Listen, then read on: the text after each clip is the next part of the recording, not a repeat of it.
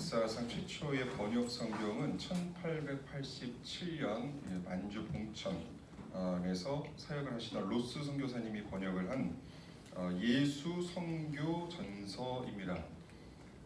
로스 선교사님의 이름을 따서 로스역 성경이라고 많이들 부릅니다.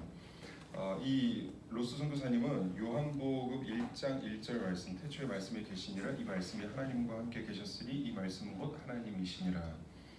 이 말씀을 다음과 같이 번역을 합니다. 로스역입니다. 처음에 도가 있되 도가 하나님과 함께하니 도는 곧 하나님이시라.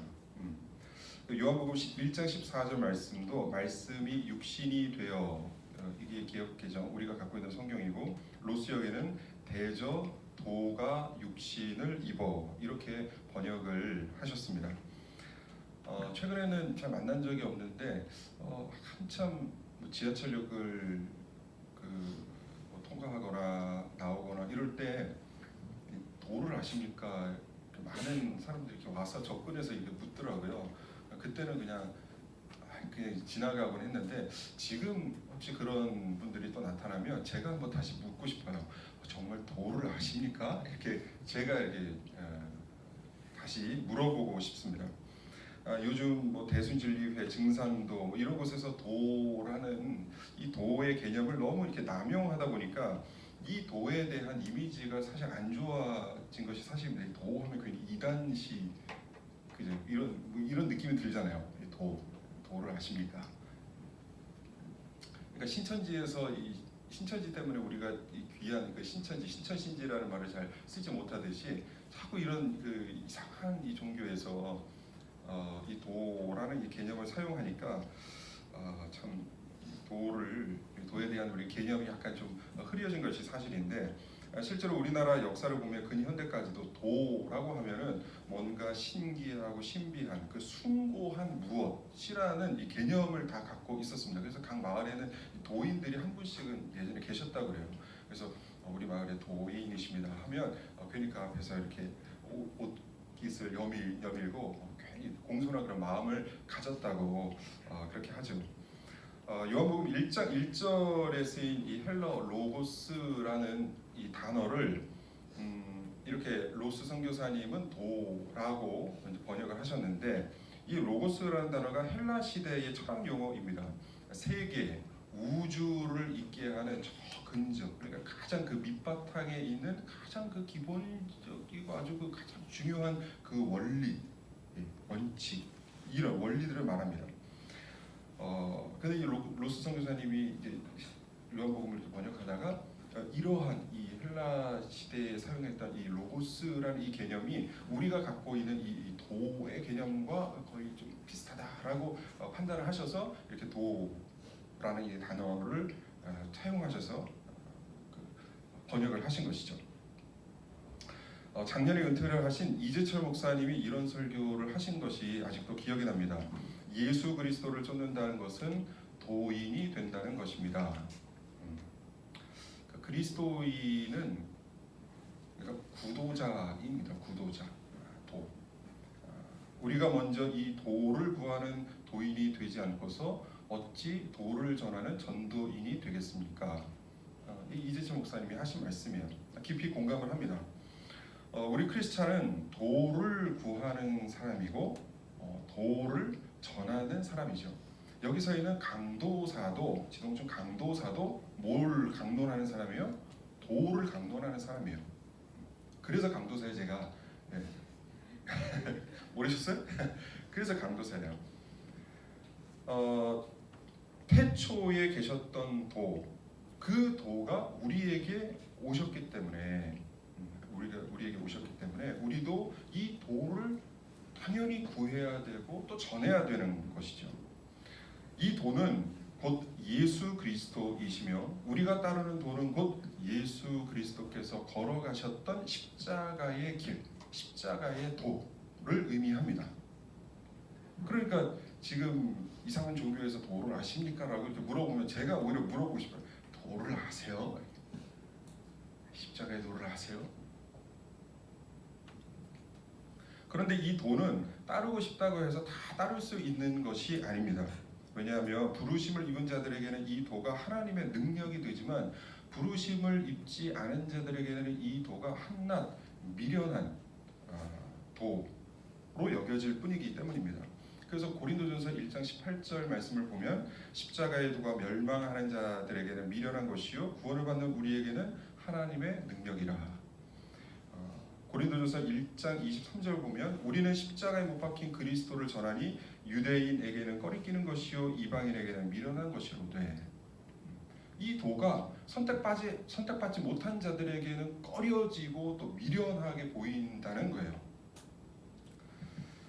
그렇다면 고린도전서 1장 23절 말씀과 같이 십자가의 도를 왜 유대인들이 꺼렸을까? 예수님도 유대인으로 오셨으니까 같은 민족인데 왜 꺼렸을까?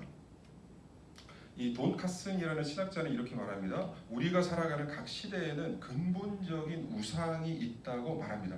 이게 무슨 말이냐면 각 시대의 사람들, 각 사회의 사람들, 예를 들어서 한 공동체, 지금 이것도 마찬가지고 우리 한 민족을 이루는 이 민족, 이들은 우리가 막 갖고자 해가지고 같이 어떤 공통적인 관념을 갖는 것이 아니라 같은 민족이기 때문에 자연스럽게 습득을 하게 되고 전하게 되는, 공유하는 그러한 특별한 관념이 있다는 거예요. 세계관, 인생관, 철학, 이런 뭔가 이 공통된 관념이 있다는 거예요. 유대인들은 기본적으로 어떠한 세계관을 갖고 있었냐 하면 힘에 의한 세계관, 힘에 기초한 근본적인 세계관을 갖고 있었습니다. 이 유대인들은 힘을 굉장히 중요하게 생각하는 민족입니다. 구약의 유대인들에게는 하나님이 어떻게 나타나셨죠? 홍해를 가르시는 하나님, 애굽의 군대를, 용들의 머리를 파시는 힘 있는 존재로 나타나셨습니다. 그리고 이스라엘이 이렇게 힘을 중요하게 생각하는데 오랜 세월 구약에서 그 강대국들에게 침략을 당하고 또 포로로 끌려가면서 그 힘을 잃어버리죠. 그러니까 힘을 중요하게 생각하는 이 민족이 그 힘에 눌리는, 그래서 힘을 더욱더 추구하게 되는 그런 사상이 유대인들에게는 있었습니다. 그래서 지금도 이스라엘 하면 여러분 세계에서 누가 가장 힘이 있어요? 유대인들이 힘이 있어요. 가장 강하다는 그 미국을 움직이는 그 사람들이 다 핵심 멤버들이 유대인이에요. 유대인들은 지금도 힘이 있고 지금도 아이들을 교육할 때 우리가 힘을 잃어버리면 비참하게 생활하게 된다는 어떤 그 위기 의식을 아이들에게 엄청나게 가르쳐요. 그러니 그들이 갖고 있던 이런 이 힘 중심의 사상, 이 힘 중심의 사상, 이 힘을 중요하게 생각하는 이 사상 속에서는 이 메시아가, 자신들의 메시아가 마구간에서 태어났다는 것을 받아들일 수가 없는 거예요.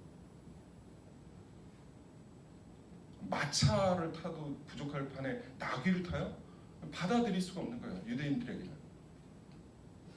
마구간에서 태어나신 것과 나귀를 타신 것까지는 어찌어찌 받아들일 수는 있을지 모르겠지만 우리를 구원하시려 오신 그 메시아가 십자가에서 죽어요? 받아들일 수가 없는 거예요. 그 십자가는 유대인들에게는 그냥 그 약함의 상징이에요. 약함.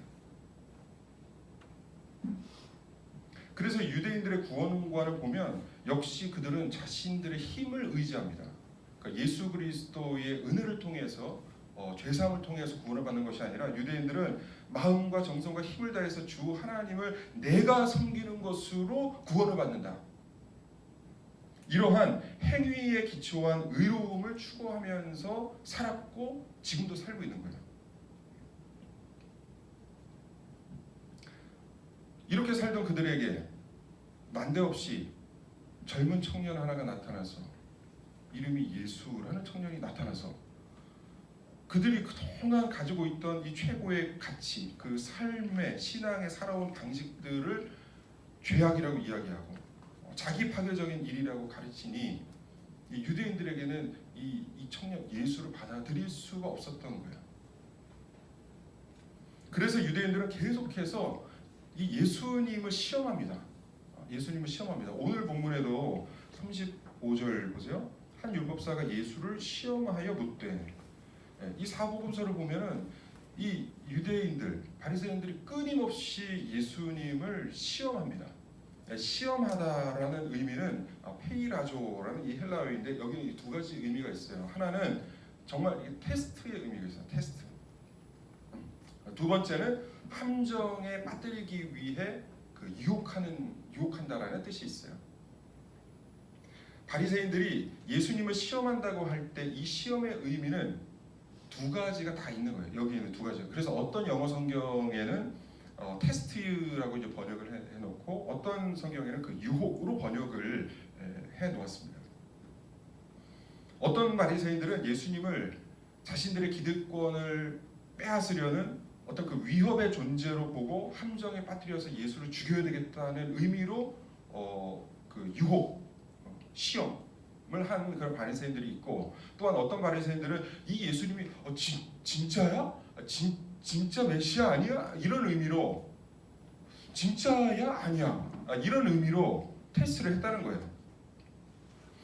예수님을 보아하니 능력은 정말 대단하신 분이에요. 이 바리새인들이 보기에도 죽은 자를 일으키시고 병든 자를 고치시고 4,000명, 5,000명 되는 자들에게 먹이시고, 능력으로 봤을 때는 다른 메시아가 다시는 다른 메시아를 인정하지 못할 정도로 이 능력으로서는 메시아라고 인정을 하는 거예요.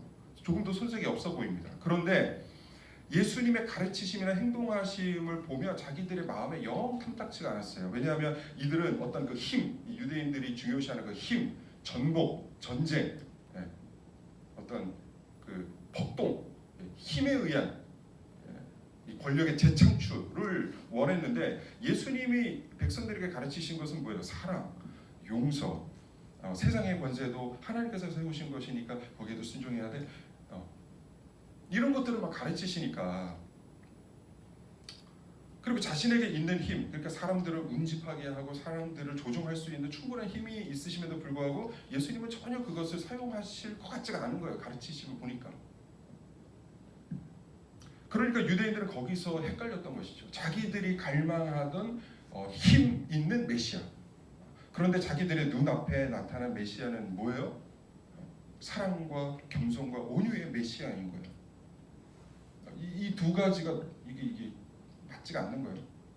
그래서 그들은 계속해서 시험하고 또 시험했던 거예요. 시험 결과 그들은 결국 무엇을 선택했습니까? 실제로 자신들 앞에 오신 메시아를 선택하지 않고 자기들의 머릿속에 갖고 있던 메시아는 이래야만 돼라는 이 관념의 메시아를 선택을 하죠. 그래서 결국 실제로 오신 예수님을 어떻게 합니까? 십자가에 못 박혀 처형시킵니다. 저는 요즘 우리 청년들을 교육하면서 가끔씩 깜짝깜짝 놀랄 때가 있습니다. 신앙이 나름대로 참 좋다, 참 좋은 신앙인이네 라고 생각했던 그런 지체들인데, 자신의 어떤 환경, 예를 들면 직장, 결혼, 어떤 경제적인 어려움, 이런 것들이 탁 찾아오니까 갖고 있던 신앙마저 다 풍류박산 나는 것처럼 그렇게 행동하는 사람들이 있어요.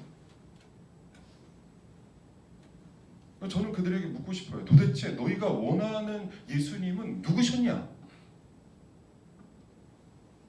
도대체 너희 머릿속으로는 예수님을 어떤 분으로 그리고 있었냐? 저는 묻고 싶어요. 예수님이 네가 조금이라도 힘든 일이 있으면 다 해결해 주셔야만 되는 분이냐? 네가 조금이라도 무슨 꿈을 꾸면 그 꿈을 짜잔 다 이루어 주셔야 되는 그런 분이시냐? 예수님을 무슨 너의 도우미 정도로 생각하고 있는 것이냐? 저는 이렇게 묻고 싶어요. 아니에요. 예수님은 그러한 분이 아니세요. 그거는 우리가 갖고 있는 예수님, 이랬으면 좋겠다 하는 예수님이지, 그거는 진정한 예수님이 아니세요. 나의 생각대로 움직여주지 않는다고 해서 예수님을 부인하고 예수님에 대한 신앙을 저버리는 것은 나의 생각과 다른 모습으로 나타났다고 해서 예수님을 인정하지 않고 예수님을 십자가에 못 박았던 유대인들과 뭐가 다르겠습니까? 다를 바가 없는 것이죠. 그래서 우리가 따라가는 이 도는, 십자가의 도는 자기의 머릿속으로 그리는 어떠한 사상, 인생관, 가치관, 인생 철학, 세계관, 어떠한 지식이든 자신이 갖고 있는 것을 먼저 예수 그리스도 앞에 완전히 굴복시키지 않으면 따라갈 수 없는 길입니다. 여기에서 이제 굴복이라는 것은 두 가지가 있는데, 완전한 굴복, 자기 인생을 살아가면서 한 번은 정말 이러한 나의 모든 이 관들을 다 꺾어버리고 예수 그리스도만을 쫓겠노라고 고백하는 그 완전한 굴복이 하나 있어야 되고, 두 번째는 그러한 굴복을 했음에도 불구하고, 그 완전한 굴복을 우리 모두 회심이라고 이야기를 하죠. 이런 완전한 굴복에도 불구하고 날마다 우리의 그 연약한 인간이기 때문에 찾아오는 어떤 계속해서 잡초처럼 뿌리 솟아나는 그 나만의 그 신념, 관념, 그런 것들을 계속해서 뿌리 뽑아내고 꺾어내는 그런 매일매일마다의 굴복이 필요한 것이죠. 그래서 이 십자가의 도를 따르려면 이 십자가 앞에서의 자기 굴복, 이것을 자기 부정이라고도 하고 자아 부정이라고도 하죠. 그러니까 날마다 주님 앞에서 죽는 이것이 필요합니다. 그리고 두 번째, 십자가의 도를 따르려면 이 도를 가셨던 예수님께서 가장 우리에게 남기셨던 그 계명이 무엇인지, 가장 큰 계명을 우리가 실천해 내야 됩니다. 이것을 실천하는 길이 십자가의 도를 따르는 길이죠. 그래서 오늘 본문을 통해서 우리는 알 수 있습니다. 예수님께서 가장 중요하게 남기신 계명이 무엇입니까? 37절, 38절 우리 두 절 한번 읽어볼까요? 37, 38절 시작. 내 마음을 다하고, 다시 시작. 내 마음.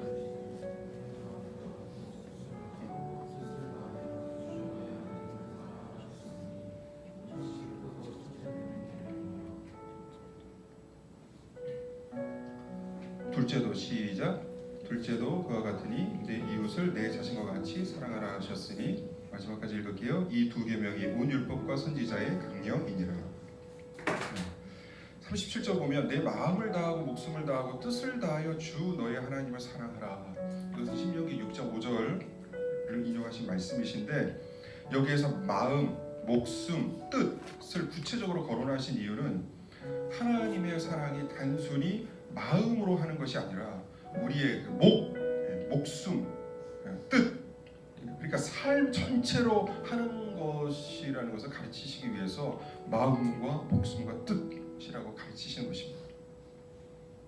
39절 그와 같으나, 이 뜻은 뭐냐 하면 둘째는 첫 번째의 계명과 같으니, 그와 같으니의 뜻은 둘째는 첫 번째의 계명과 같으니라는 뜻입니다. 그러니까 이웃사랑의 계명은 그 중요성에 있어서 첫 번째 계명, 하나님의 사랑과 그 무게감에 있어서 다르지 않다는 것입니다. 이 두 사랑은 순서는 나누어지지만, 하나님 사랑과 이웃사랑 나누어지지만 순서는 있지만 그 중요성에 있어서는 동일하다고, 그와 같으니 동일하다고 예수님께서는 가르치시는 것입니다. 제가 어느 날 큰 은혜를 받고 이렇게 기도를 했어요. 제가 생각하기에도 제가 하나님을 너무너무 사랑하는 거예요. 그래서 막 눈물을 흘리면서 하나님 사랑합니다, 사랑합니다라고 이렇게 고백하는 중에 문득 이런 생각이 들었어요. 그런데 하나님을 이렇게 사랑한다는 것을 어떻게 하면 고백을 할 수가 있지? 내가 주님 사랑합니다, 하나님 사랑합니다라는 이 말, 이 기도 외에 내가 무엇을 통해서 하나님의 사랑을 하나님께 고백할 수가 있을까? 그래서 그 하나님에 대한 그 사랑의 고백을 구체화시켜야 되겠다라고 생각을 했습니다. 그래서 하나님의 사랑은 이러한 것이다 라고 나름대로 세 가지로 정리를 했어요. 하나님의 사랑은 첫 번째 하나님의 말씀을 사랑하는 것이다. 하나님께서는 완전한 계시의 말씀을 우리에게 성경을 통해서 주셨잖아요. 하나님의 뜻을 우리가 꿈을 통해서, 인생의 전반적인 어떤 흐름을 통해서도 분명히 알 수 있지만, 하나님께서는 아주 명확하게 하나님의 계시의 말씀을 성경을 통해서 우리에게 주셨잖아요. 그런데 그 계시의 말씀을 들춰보지 않고, 읽지 않고, 묵상하지 않고, 사랑하지 않고, 먹지 않으면서 하나님을 사랑한다라고 말하는 게 말이 되겠는가? 그래서 하나님을 사랑한다는 것은 첫 번째 하나님의 말씀을 사랑하는 것입니다 라고 제가 하나님께 고백을 했어요. 두 번째, 하나님을 사랑하는 것은 하나님께서 우리에게 허락하신 이 자연을 사랑하는 것이다. 자연을 사랑하는 것이다. 칼빈도 자연을 하나님의 영광의 무대로 파악했습니다. 이 자연은 하나님께서 우리에게 주신 선물이고 이 자연을 통해서 하나님의 위대하심을 선포하시는 그 무대죠. 그러니 그리스도인이 이 환경을 막 파괴한다거나 환경을 파괴하는 업체의 기업에 들어가서 월급을 받을 수가 없는 거예요. 하나님을 사랑한다는 것은 하나님께서 주신 자연을 사랑하는 것입니다. 두 번째 고백했어요. 세 번째, 하나님을 사랑한다는 것은 하나님께서 나와 만나게 하신 그리고 만나게 하실 모든 이 사람을 사랑하는 것입니다 라고 고백했어요. 여러분, 하나님을 사랑하십니까? 네. 다시 한번 물을게요. 하나님을 사랑하세요? 네. 하나님을 사랑하죠. 그리고 하나님을 사랑한다고 날마다 고백하죠. 그런데 자칫 이 하나님에 대한 사랑이 추상적인 관념으로 끝날 수 있다는 것도 아십니까?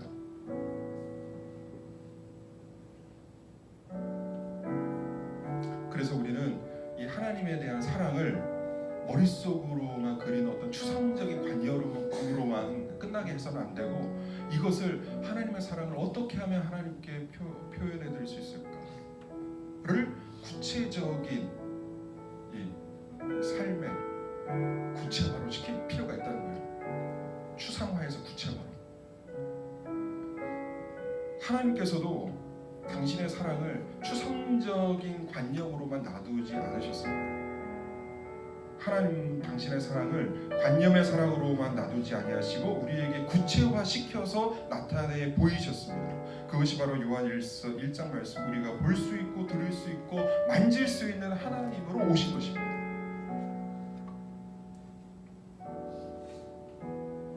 성육신은 하나님이 어떠한 인생도 마다하지 않으시고 우리에게 인격적으로 알 수 있는 대상이 되어 주셨음을 의미합니다. 성육신은 완전하신 그분을 우리 눈높이에서 볼 수 있게 표현하신 하나님의 사랑의 결정체입니다. 그러니까 하나님께서도 하나님의 사랑을 우리에게 구체화시키셔서 그 아들을 육신으로 보내셔서 우리에게 나타내 보이셨기 때문에 우리도 하나님에 대한 사랑, 하나님에 대한 고백을 그냥 관념의 사랑으로만 올려드릴 것이 아니라 내가 어떻게 하면 하나님의 사랑을 하나님께 올려드릴 수 있을까? 구체화를 시켜야 된다는 거예요.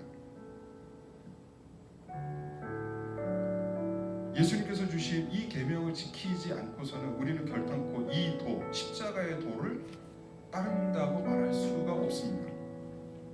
하나님 사랑, 이웃 사랑을 위해서 몸부림치지 않으면서 나는 십자가의 길을 따르고 있는 사람이라고 이야기를 한다면 예수님께서 인정하시겠어요? 내가 이 계명을 너희에게 직접 주었는데 그것을 따르지 않으면서 너희는 나를 따르는 제자라고 말하니 내가 너를 인정할 수 있겠느냐, 이렇게 말씀하시지 않겠어요?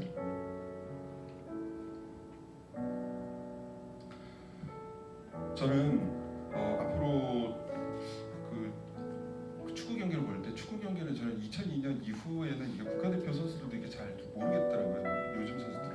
근데 저는 이제 앞으로 축구 국가대표 경기를 볼 때 이 선수를 주의 깊게 보려고 합니다. 이름이 권창훈 선수예요. 아시는 분도 계신가? 형제들은 좀 아실 수도 있겠네요. 권창훈 선수. 프랑스 다종? 여기서 뛰는 선수인데 이 선수는 경기 전에 전화가 안 되는 것으로 유명합니다. 뭐 인터뷰 하려고 그러면 연락이 끊겨요. 이 선수는, 권창훈 선수는 경기에 집중하기 위해서 경기 이틀 전부터는 아예 휴대전화를 안 본답니다. 일상이 집 아니면 훈련장, 그리고 취미도 집에서 차 마시는 거예요. 그래서 주위 사람들은 이 권창훈 선수를 두고 축구로 도닦는 사람이라고 이야기를 하더라고요. 여러분, 축구를 사랑하고 축구에 목숨 건 사람도 이렇게 도 닦듯이 임합니다. 도인처럼 살아갑니다. 삶을 절제하고 자신이 집중해야 될 축구에 집중하는 것이죠. 우리는 진리의 길, 생명의 길이신 예수님을 품고 살아가는 사람들입니다. 십자가의 도를 따라가는 우리가 진정한 도인, 구도자 아닙니까?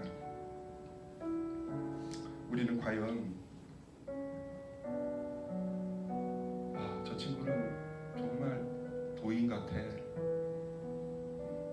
진짜 뭐 도를 아는 것 같아 라는 평가를 들으십니까? 오늘도 예수님을 깊이 바라보시고 예수님께서 주신 하나님 사랑과 이웃 사랑의 계명을 깊이 생각하시고 동시에 구체화시키셔서 진정으로 도를 구하는 구도자 한 사람 한 사람 다 되시고, 더 나아가서 이 도를 전하는 전도자들이 다 되시기를 주 예수 그리스도의 이름으로 간절히 축복하고 기도합니다. 우리 기도하겠습니다. 하나님 아버지, 기도 제목 말씀드릴게요. 하나님 아버지, 우리를 참되신 진리의 길로 인도하시니 감사합니다. 이 길을 일평생 걸어가는 동안 때때로 흔들릴 때도 있겠지만 결단코 이 길, 이 도, 십자가의 길, 십자가의 도에서 벗어나지 않고 이 도를 끝끝내 지켜내는 구도인 되게 하여 주시옵소서. 다 같이 기도하겠습니다.